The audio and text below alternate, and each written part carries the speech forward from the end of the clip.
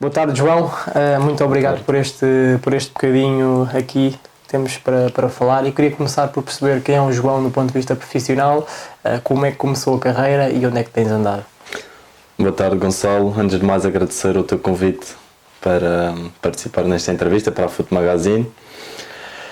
Então, tenho 24 anos, sou da Madeira, como aliás vai-se notar ao longo da entrevista toda pelo sotaque.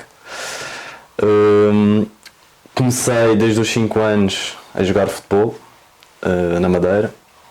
Era uma das coisas que mais gostava de fazer, então comecei logo numa escola de futebol aos 5 anos, joguei até aos 18 anos, onde depois tive que decidir se seguiria pelo futebol ou pela faculdade, uma decisão fácil, derivada da qualidade ou falta dela, para o futebol. A entrada na faculdade, optei por fazer a licenciatura em Ciências do Desporto, na Faculdade de Nutricidade Humana, porque em Lisboa acabou por ser mais fácil decidir isso entre Lisboa e o Porto, porque tinha casa em Lisboa, ou seja, vantagens e desvantagens de ir para Lisboa ou ir para o Porto, Lisboa, acabava por compensar. Fiz os 3 anos de licenciatura, depois o mestrado em treino desportivo, nos 2 anos, e neste momento estou no 2º ano após o término do mestrado. Contextualizar aqui um pouco, eu só comecei a trabalhar no futebol como treinador no 3º ano de licenciatura e gostava de partilhar esta opção porque foi mesmo uma opção minha, que eu tive a oportunidade de começar a trabalhar logo no 1º ano, mas por uma questão pessoal e também essa vida social que nós ao longo da idade vamos perdendo, optei por experienciar isso tudo lá. Ainda por cima vinha da Madeira, ia estar a viver sozinho, era todo um contexto diferente, uma adaptação a uma nova realidade, e então optei por assim ser. 3º ano tive mesmo que ir para o campo, para a situação do estágio. Acabei por também integrar aqui na Escola Academia do Sporting de Telheiras como trabalho ao mesmo tempo do estágio, e pronto, depois no ano a seguir fui para a ADCEL, ali na Encarnação, onde trabalhei com 12 escalões, inicialmente nos Benjamins e depois nos Juvenis. Um ano mais tarde voltei a sair da ADCEL, não chegamos a acordo para dar continuidade e eu decidi acompanhar o treinador. Fomos para Mafra para os Júniores, onde 4 meses mais tarde iríamos ser despedidos, e passado um mês integrei a equipa técnica do Sacavonense nos Séniores, Campeonato de Portugal, onde fiz os últimos 5 meses da época, e depois acabei por ficar para o ano a seguir novamente na equipa técnica. O treinador quis continuar a contar comigo e assim foi. Surgiu uma proposta de ir para Angola, para o Sub-17, para fazer nomeadamente o Campeonato do Mundo no Brasil. Aceitei essa oportunidade. Alguns dias mais tarde, o treinador da seleção A de Angola foi despedido. O treinador com quem eu ia trabalhar no Sub-17 assume interinamente a seleção A. Acabamos até por fazer 2 jogos pela seleção A de qualificação para o Mundial 2022. Fizemos esses 2 jogos, que vencemos os 2. Fomos fazer o Mundial e depois surgiu a oportunidade de continuarmos com a seleção A, na qual eu aceitei. Também um pouco pela confiança que o treinador me foi transmitindo ao longo daquela etapa que foi estar fora do país, uma primeira experiência fora de Portugal, completamente diferente de todas as outras experiências com a qual já tinha passado. Muito bem. Do ponto de vista pessoal, continuas a fazer as mesmas coisas? Hobbies que tens para neste momento enquanto a tua atividade como treinador? Há um hobby que eu tenho já há algum tempo. Comecei este hobby com a minha prima, que é sempre antes de dormir ver um episódio de uma série. Okay. É algo que ajuda também antes de dormir a relaxar, estar ali descontraído, desligar um pouco o cérebro daquilo que foi o dia a dia, do trabalho. E isso apanhei esse hábito de uma prima minha, com a qual tenho uma forte ligação, e mantenho esse hábito sempre, seja em que altura for, tenha mais trabalho, menos trabalho. Isso é algo que eu faço sempre, que ajuda-me a desligar antes de ir dormir.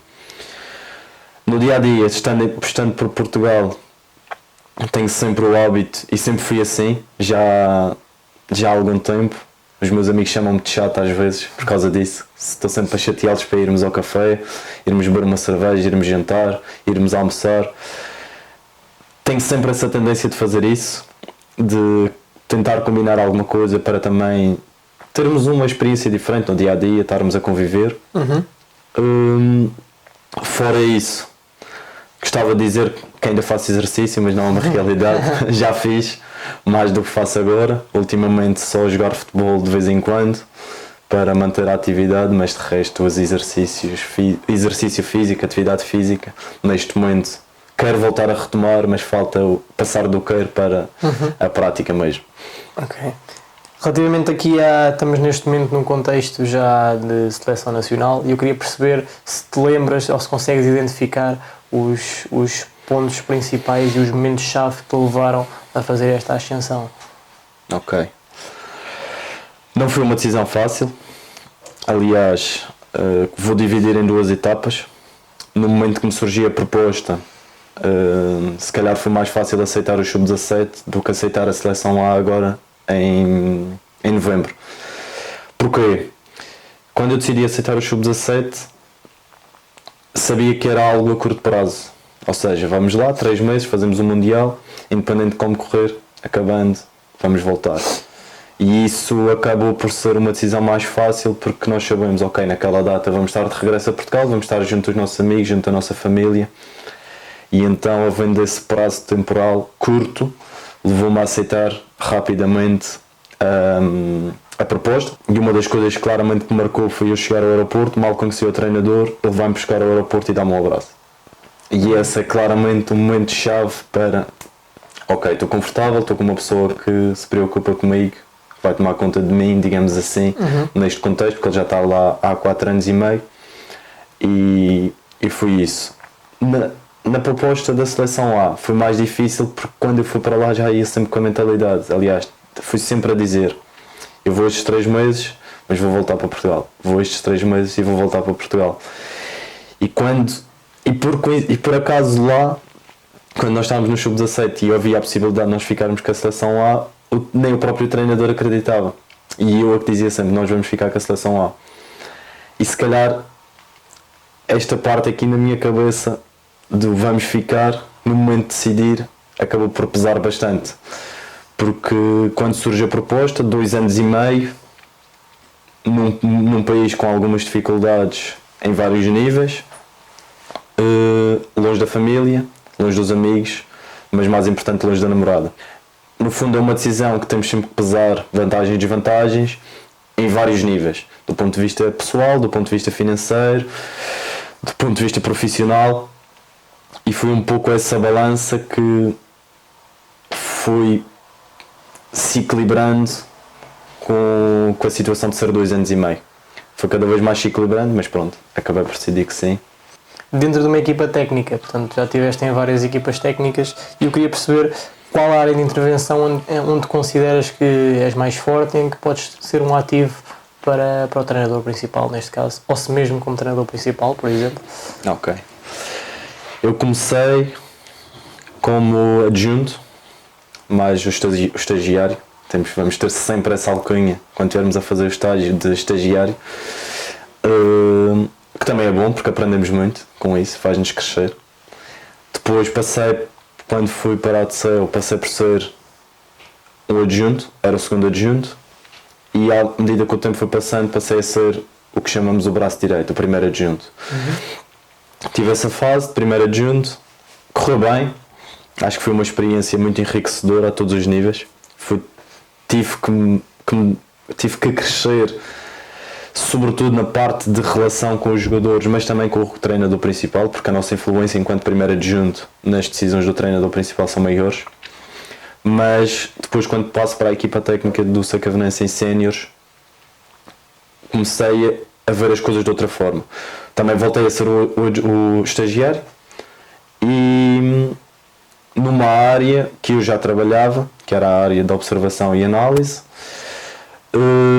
mas mais específica para a análise do adversário. Já havia uma pessoa que fazia a análise da própria equipa e então eu fiquei mais focado na parte da análise do adversário. Aquilo foi evoluindo, entretanto acabei por ficar com os 2 campos, da análise do adversário e análise da própria equipa, e hoje trabalho nas duas áreas, análise do próprio adversário e análise da própria equipa. Acho que neste momento é claramente aquilo onde eu me sinto mais confortável, é onde eu me sinto que é o meu ponto mais forte, claramente, sendo que ainda há algumas coisas que eu vejo que posso melhorar, sobretudo na análise da própria equipa, por ser um pouco diferente do adversário. Passo a explicar. A análise do próprio adversário nós observamos, analisamos, ou seja, e depois apresentamos aos atletas ou à equipa técnica, ou ao contrário, podemos apresentar primeiro à equipa técnica e discutir e depois apresentar aos atletas.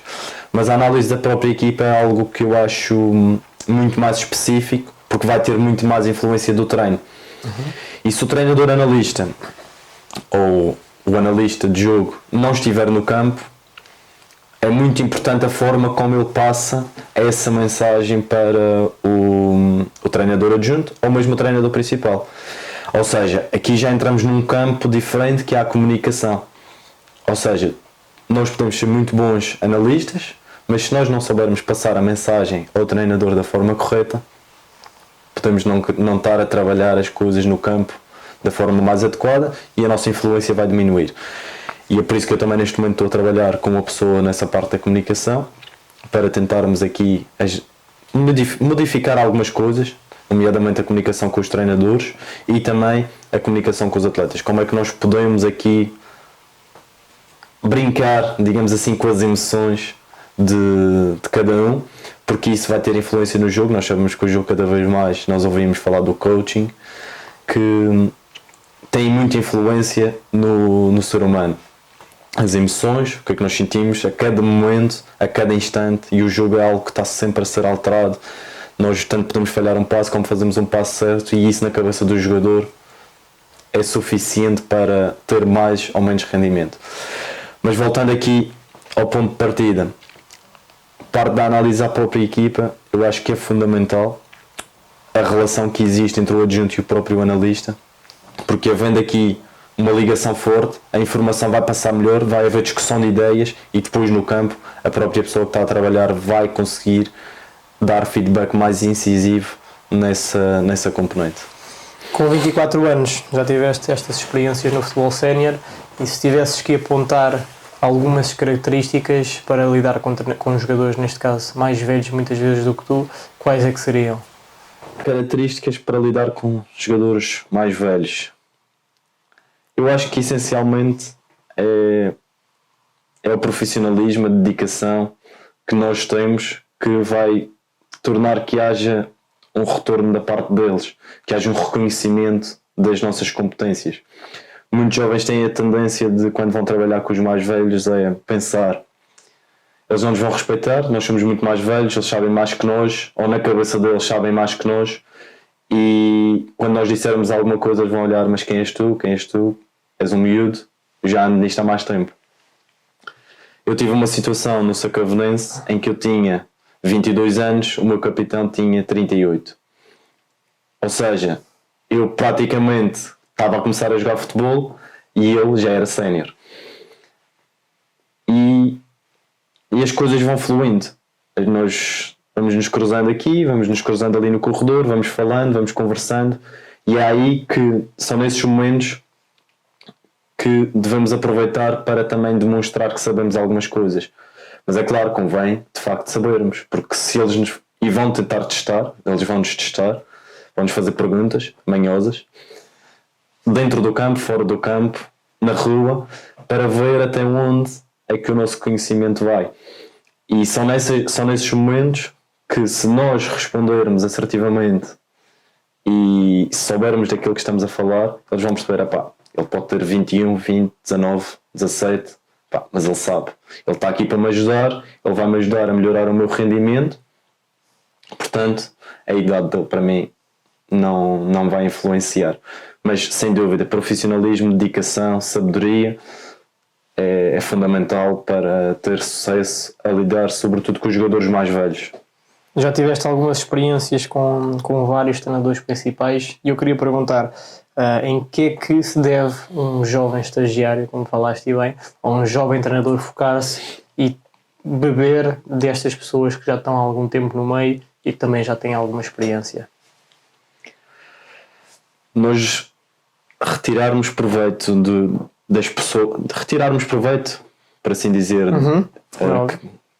criarmos aprendizagens para nós daquilo que nós estamos a experienciar, vai muito além daquilo que nós vemos no campo, daquilo que nós ouvimos num balneário. Acho que também vem muito da relação pessoal que nós temos com a pessoa. Eu acho, não sei dizer ao certo, mas sinto que daquilo que eu aprendi com os treinadores foi muito mais fora do campo do que propriamente dentro do campo.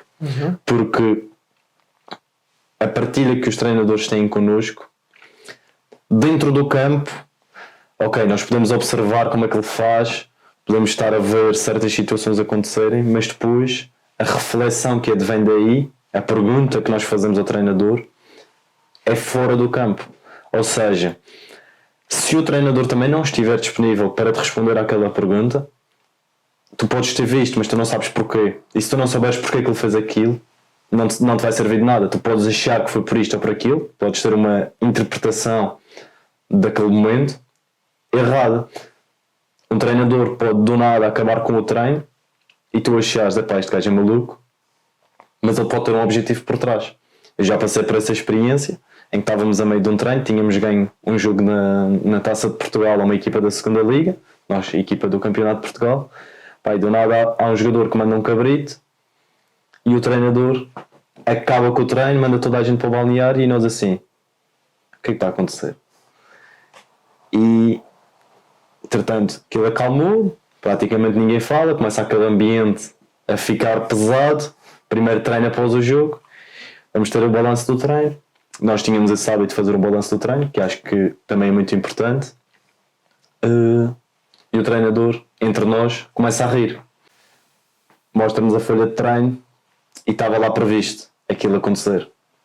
Que era, a primeira situação que demonstrasse excesso de confiança, ele ia acabar com o treino para a confiança dos atletas vir ao estado normal, porque na semana a seguir iríamos ter um jogo para o campeonato, em que o grau de exigência comparativamente com o jogo anterior seria mais baixo, e então o objetivo do treinador para aquele momento seria baixar a confiança dos atletas.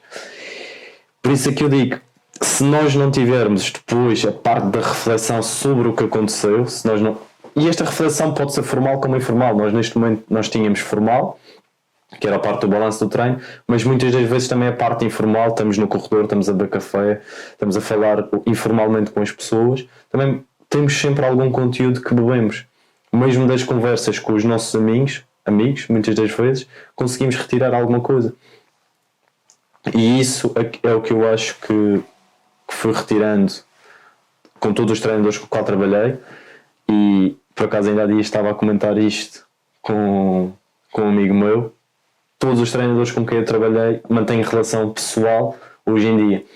Desde o primeiro treinador com quem eu trabalhei no Operário até o treinador que eu estou a trabalhar agora, selecionador de Angola. Tenho uma proximidade tão grande que se for preciso, vamos jantar mesmo com família.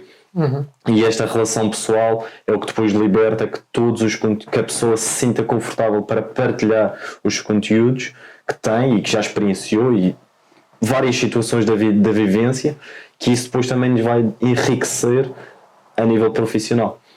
Falaste de algumas dificuldades, mas que adaptações é que foram necessárias agora quando foste trabalhar para fora do país? Sentiste um grande choque nesta nova situação profissional, e que adaptações é que fizeste?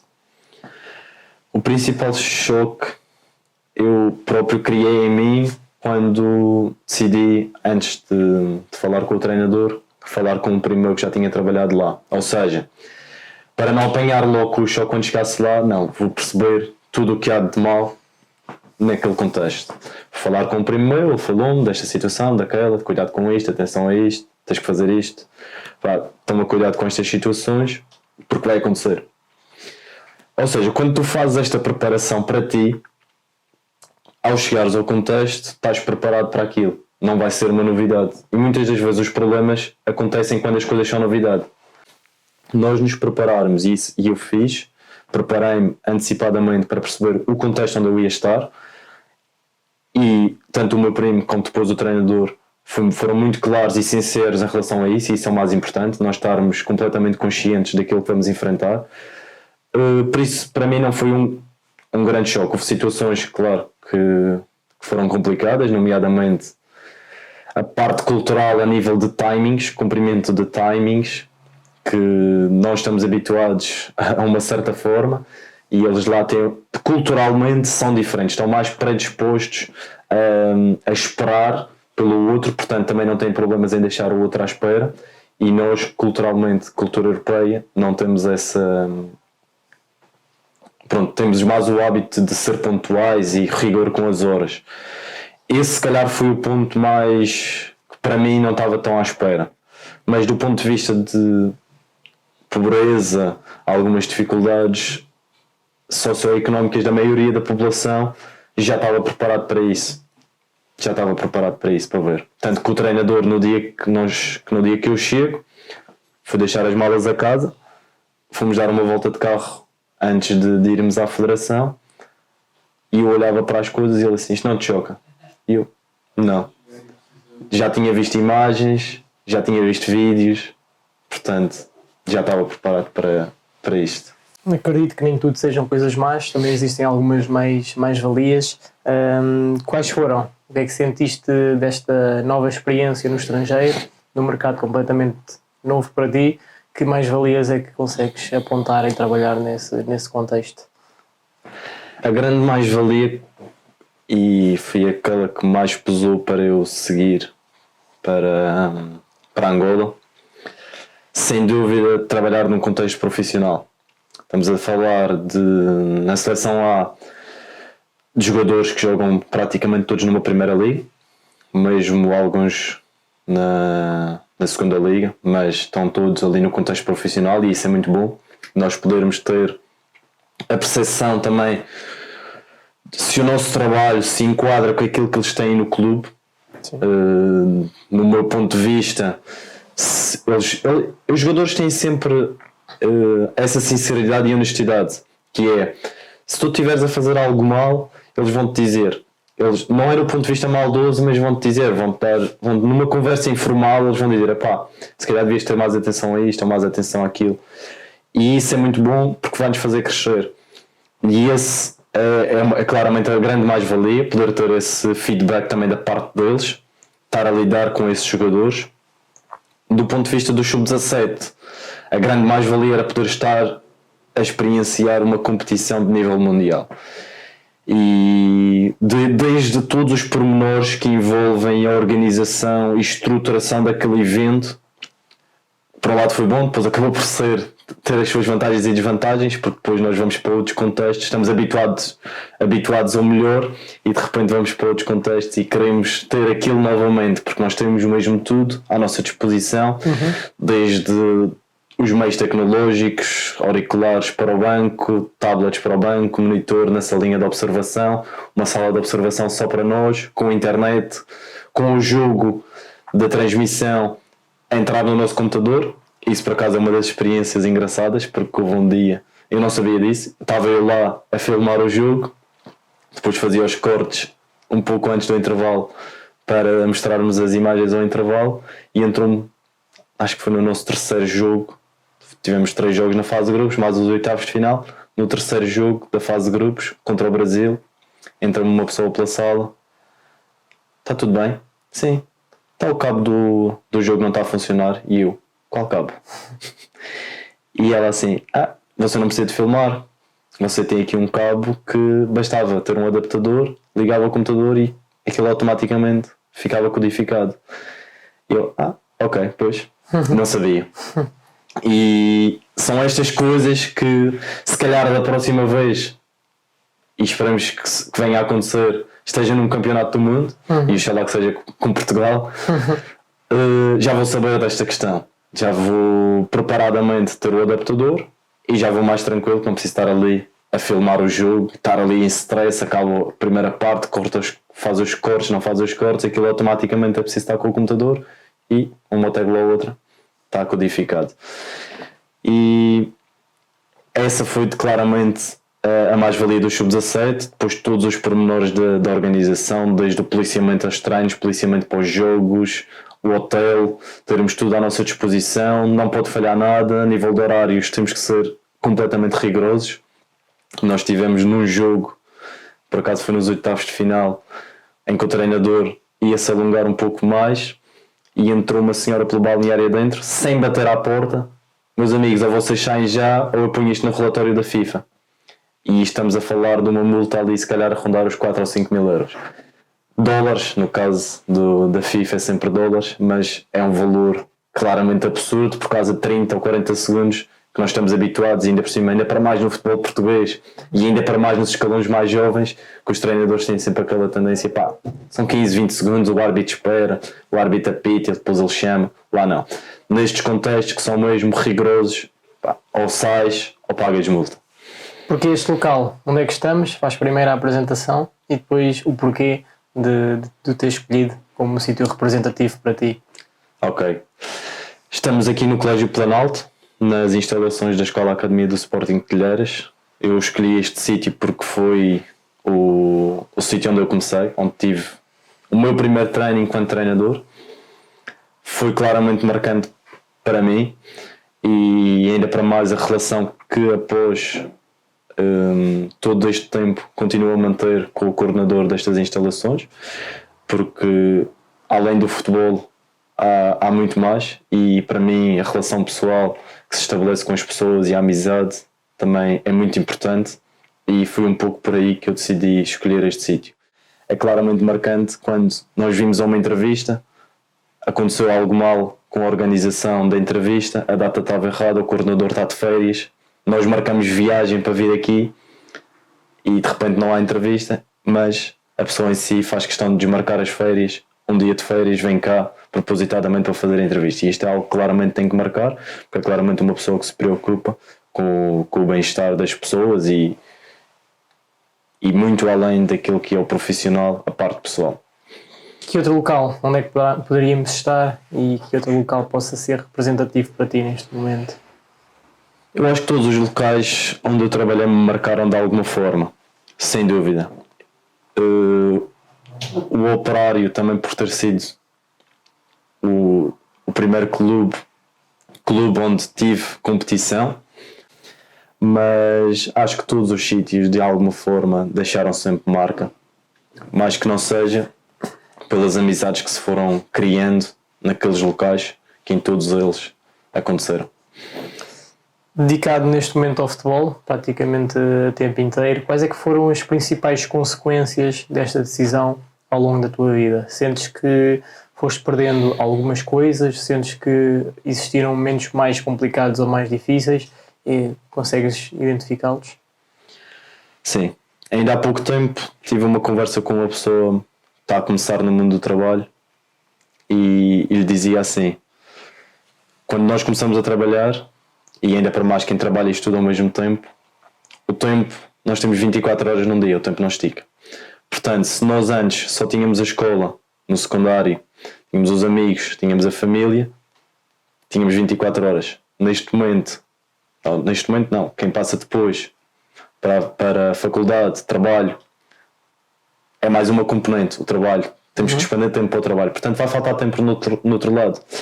Nós temos a ponderar qual é o momento para fazer para abdicar dos amigos, não abdicar dos amigos, abdicar de algum tempo com os amigos, abdicar de algum tempo livre para dedicarmos esse tempo ao trabalho. E eu, como referi anteriormente, optei por ser só no terceiro ano da faculdade. Há pessoas que optam mais cedo, há pessoas que optam mais tarde, mas claramente a primeira decisão mais difícil foi a saída da Madeira, a saída do seio familiar, viver sozinho, ter que fazer as coisas diárias em casa, mas também esta fase de dar o passo para ir para fora. Durante o teu percurso académico também tiveste pelo menos 5 anos no contexto académico, também tiveste já uns quantos no contexto profissional. Se tivesses que balancear, digamos assim, o contributo da parte formal versus o contributo das experiências, como é que o farias? Consegues identificar? O contributo formal e as experiências acho que está interligado. é importante nós termos uma base, é como tudo. Acho que o contributo formal da faculdade nos dá essa base, é igual para todos. Porque é que uns treinadores chegam e outros não? Se a base é a mesma. Isso depois acho que é parte da experiência, as reflexões, os estágios, as formações que nós por vontade própria vamos fazer. Acho que isso sim vai ser aquele fator diferenciador. Porque nós, na verdade, estamos nas mesmas aulas, temos os mesmos professores, levamos com os mesmos conteúdos, mas depois há um ou outro pormenor que nos fazem chegar a um patamar profissional, um patamar top, um patamar amador, patamar sénior, ou podemos até optar mesmo por ficar na formação. Mas dentro da formação também temos vários níveis. Temos o nível top, onde nós queremos chegar às melhores academias do mundo. Podemos também querer ficar só por Portugal, ou então podemos ir para um contexto internacional, mas no âmbito financeiro. E isso são coisas que nós devemos ter bem presente. O que é que nós queremos para nós, a definição de objetivos próprios, para depois conseguirmos direcionar o nosso caminho para essas experiências, para essas formações, com quem é que nós queremos experienciar algo. Ou seja, nós temos uma opção de trabalhar com duas pessoas. Mas porquê é que eu vou escolher esta em vez da outra? Se calhar esta pessoa está mais direcionada para aquilo que eu vou querer daqui a 10 anos.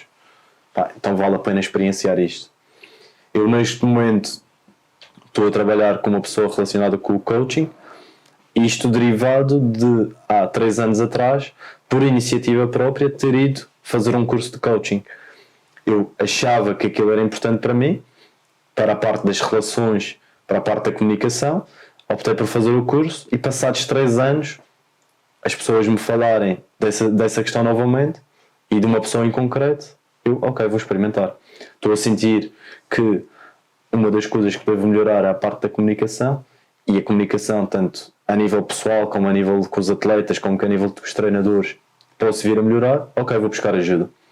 E isto parte muito da iniciativa própria, porque nós é que temos que fazer um balanço daquilo que são os nossos pontos fortes, pontos fracos, e perceber onde é que podemos evoluir para atingirmos um certo patamar. E qual deve ser o foco dos treinadores jovens durante o seu processo formativo? Devem focar-se, falaste há pouco da parte da relação humana, que como é óbvio é muito importante. Achas que há mais fatores onde estes treinadores se devem focar? O foco deve ser, na minha opinião, aproveitar o momento. Começo a ver cada vez mais as redes sociais, a parte de fazer amizades, procurar isto, procurar aquilo. Acho que deve haver isso, mas que bem. Porque senão depois as pessoas também começam a olhar, mas esta pessoa está a vir falar comigo só por interesse. E depois começam a fechar o outro campo, que é a parte pessoal. Quer dizer, se tu tens interesse, tu vais estar a ter esta conversa, esta coisa comigo, mas isto é só por interesses. Por isso é que temos de ter algum cuidado nessa parte, nomeadamente no networking. Porque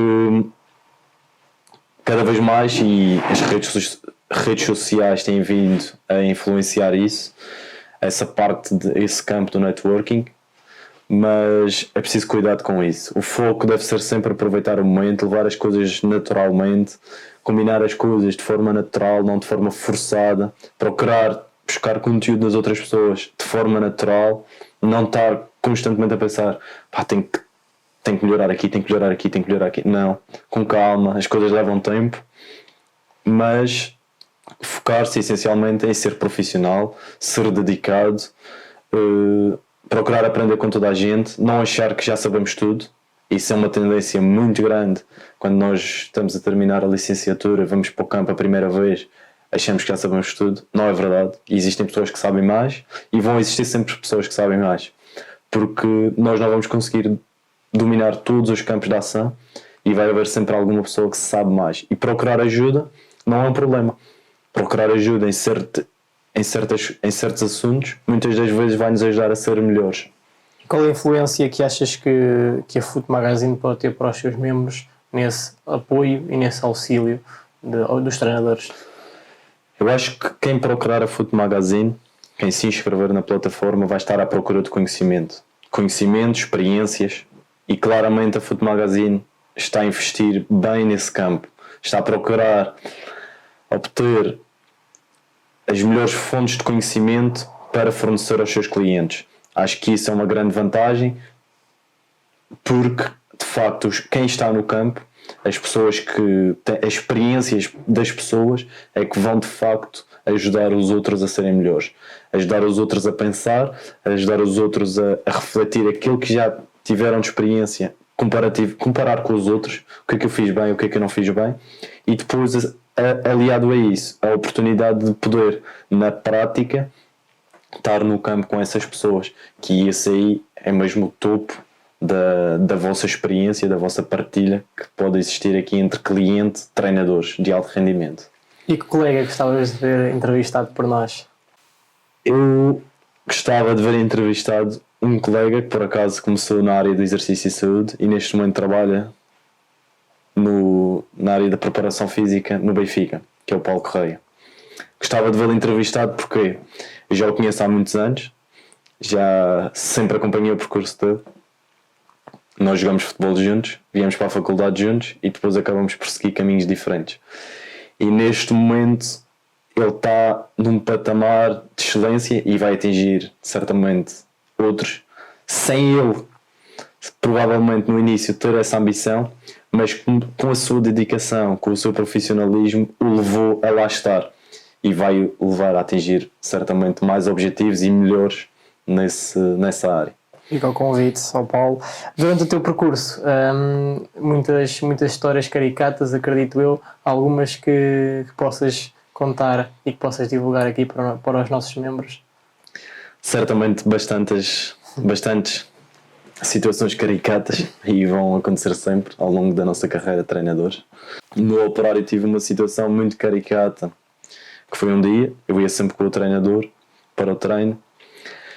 Chegamos lá, normalmente, tudo bem, equipamos, balneário, tudo normal. Vamos para o campo, vamos à sala de material trancada.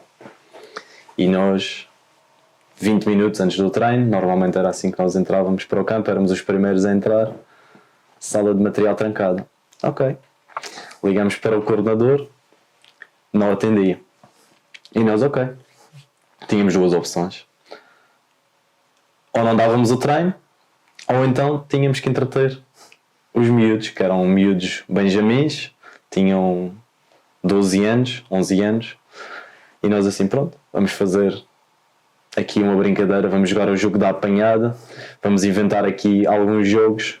Provavelmente foi o treino em que os miúdos se divertiram melhor e o resto da semana foi super tranquila, derivado daquele treino. Foi uma situação muito engraçada, porque os miúdos adoraram, uma situação em que podia dar imensos problemas porque os pais estão a pagar e do nada não temos bola, não vamos treinar. Não, os pais nem disseram nada, os miúdos provavelmente em casa disseram que adoraram o treino e um treino sem bolas. Estamos a ter um treino de futebol e não temos bolas. Essa foi uma delas. No ano a seguir, no ATSEO, eu ia trabalhar com o escalão 2006. Supostamente os miúdos vinham de uma escola mesmo ali ao lado, tinham parceria. Naquele ano quebrou-se a parceria, chego lá, não há jogadores, tinha 2, 3 atletas. Ok, futebol de 7, temos 2, 3 atletas, não conseguimos jogar. Tínhamos duas opções, que era saímos, eu estava com um treinador adjunto, eu era o treinador principal, e nós decidimos, vamos fazer panfletos, vamos aqui às escolas à volta, distribuir panfletos, vamos angariar miúdos. E numa dessas escolas estamos lá, estamos a entregar os panfletos ao porteiro e o porteiro olha para os panfletos e só não deitou no lixo porque nós estávamos lá. Mas ele olha para os panfletos e pôs em cima do lixo. E nós assim, isto não está a acontecer. Mas são estas situações que também nos levam a crescer e a perceber que há coisas difíceis no futebol e nós continuamos a lutar, fomos às escolas, conseguimos uma equipa de 11, 12 miúdos e 3 meses depois olharam para nós, vocês não estão a ter resultados. Depois acabei por continuar na equipa de juvenis com o treinador e quando eu fui para lá ia trabalhar com a equipa de juvenis B e acabei de trabalhar com a equipa de juvenis A. Uma conversa de balneário, senti que numa semana que nós estávamos a trabalhar em conjunto aquele era o treinador que eu queria trabalhar e numa conversa muito simples pá, estou a gostar do teu trabalho, é contigo que eu me identifico, quero trabalhar contigo. Tinha duas opções, estava completamente cheio de medo naquele momento quando fui falar com ele. É aquela conversa sempre que nós não gostamos de ter, mas se eu não tivesse, também não teria trabalhado com ele. Ainda para mais, no ano a seguir voltei a estar a trabalhar com ele, e hoje em dia somos amigos, grandes amigos, e não temos de ter medo dessas conversas. Temos que, se é aquilo que nós queremos, é aquilo que nós nos vamos identificar. Em Angola, todo o contexto já falado. Cheguei lá, fiquei o primeiro fim de semana com o treinador, vamos de estágio para a Turquia, estamos praticamente na hora de ir para o aeroporto.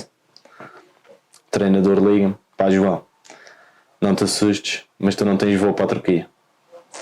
E eu estou no quarto, ou seja, mal conhecia a Angola, toda a comitiva ia para a Turquia e eu ia ficar sozinho. E eu: como? Sim. Pá, não sei o que é que aconteceu, tenta perceber, não tens viagem. E eu: tá bem. Lá vou eu, mal conhecia as pessoas ainda, tentar perceber o que é que tinha acontecido. Pronto, tinham-se enganado no meu nome, estava eu sem voo para a Turquia e ia ficar sozinho. Pronto. Foi um pouco complicado naquele momento digerir a situação, mas depois lá se resolveu e lá fui eu para a Turquia. Com a comitiva ou sem? Sim, com a comitiva, fomos todos juntos, correu tudo normalmente. Foram quase 16 horas de voo, fizemos escala na Etiópia, depois chegamos à Turquia. Ou seja, saímos de Angola ao meio-dia, chegamos à Turquia às 7 da manhã no dia a seguir. Estamos nós a chegar ao hotel, depois 2 viagens de avião, uma viagem de autocarro, em que a minha cabeça só imaginava uma cama para dormir, e chegamos lá às 7 da manhã, só há quartos ao meio-dia. E nós: ei, isto não é real. Mas pronto, foi mesmo real e tivemos que esperar. Onde vês daqui a 10 anos? Esta é sempre a pergunta mais difícil de responder, porque vai-nos comprometer connosco próprios, com aquilo que nós estamos a dizer, porque daqui a 10 anos vou olhar para esta entrevista e vou dizer: eu disse isto, falhei ou consegui. Certamente vou estar numa equipa europeia a disputar a Liga dos Campeões daqui a 10 anos. Esse é mais que um sonho, é claramente um objetivo real na minha vida. Daqui a 10 anos estar numa equipa europeia a disputar a Champions. João, muito obrigado. Obrigado pela continuação do meu trabalho e esperamos que tenhas muito sucesso nessa ascensão à Liga dos Campeões. Obrigado.